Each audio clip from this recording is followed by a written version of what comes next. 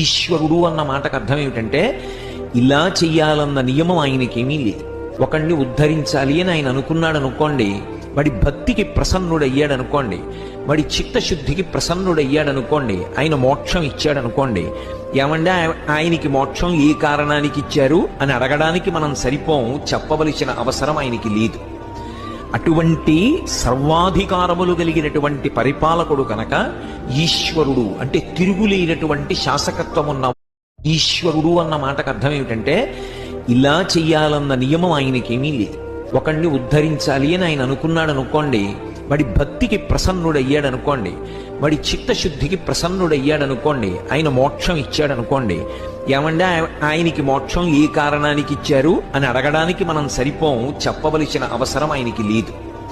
అటువంటి సర్వాధికారములు కలిగినటువంటి పరిపాలకుడు కనుక ఈశ్వరుడు అంటే